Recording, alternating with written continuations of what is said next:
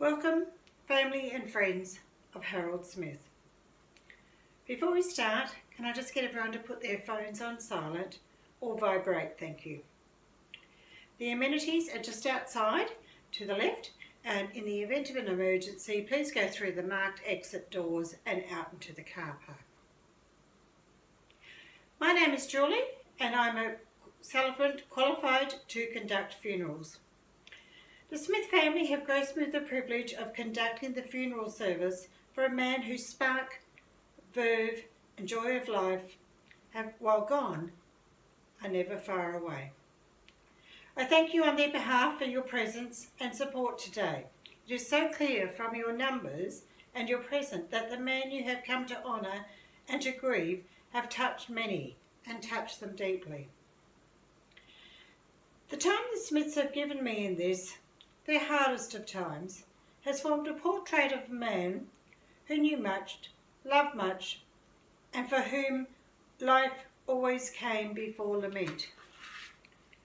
They have left me with a portrait of a boy, a youth, a man, a husband, father, family guide, grandfather, and finally a friend, as long as you can talk fishing. The family have spoken bravely and openly about the kind of man he was. He was an anthem of sorrow and joy. Sorrow at the time ahead without him, but joy to reflect on the memories he left with us and that he is now with his beloved wife Marion. Harold leaves behind his daughter Tempest, 3 sons, Adrian, Christian and Eric, and 4 grandsons, Zale, Dylan, Kai and Fletcher. Harold's grandson Kai could not be with us today as he's travelling overseas and could not make it back for today's ceremony, but he's with us in thoughts and prayers. Harold, as we all know, loved his fishing. He always has. His best mate Franco has been his fishing companion since they were children. They'd jump on their bikes and ride down to the fishing jetty at every available moment they could. Back then, they would catch bream and small fish. When he got a job as a teenager, he spent all his money on buying better tackle and equipment and always chasing the one that got away the last time. Always trying to go one better than Franco. He met his wife Marion when she was helping her dad at the weighing station at a fishing comp. He knew instantly that she was the one, as she had already knew fish and fishermen and would accompany him on his fishing trips if Franco was not around. Harold was a master at fishing, taking home many awards, as we all know, at the game fishing comps all up and down the coast and locally. He used to put his ability to catch fish down to many things. Knowledge of the weather, he could tell just by looking at the sky and the sea together what fish would be running. Knowledge of his equipment, knowing and maintaining rods, reels, hooks, lures to the highest level. And finally, he had a secret recipe for burley, homemade, that he refused to divulge to anyone. All these things put Harold in amongst the fish every time. Harold was a keen believer in fishing for the future. He never took home any more than was needed, and mostly was a tag and release fisherman, returning his catch to the ocean, after a brag photo of course, so that they will be there for his grandchildren to catch one day.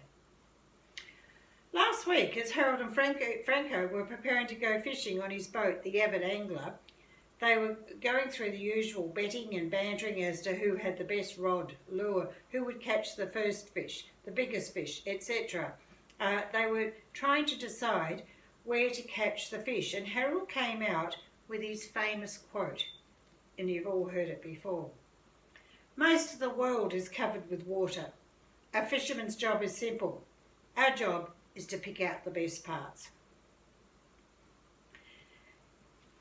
Tempest will now read a poem, Gone Fishing by Delma Pepper. Thank you, Tempest. The family shared with me one of his favourite sayings. Give a man a fish and you feed him for a day. Teach a man to fish and you'll feed him for a lifetime. Now Harold was well known for sharing his fishing bounty with the less fortunate around town, and then offering them to come fishing with him so he could pass on his fishing knowledge.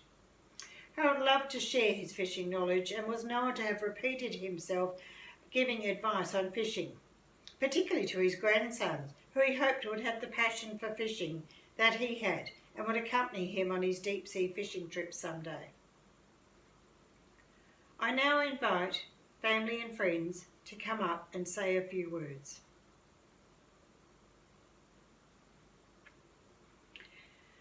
There is now a video tribute that we wish to present at this time. May we pause and we spend a few minutes remembering Harold's life. Thank you everyone who has come here today to pay tribute to this wonderful man. At the back of the hall, the family have set up a memorial display and invite you to light a candle for Harold.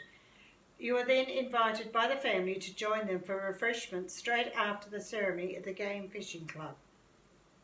Thank you.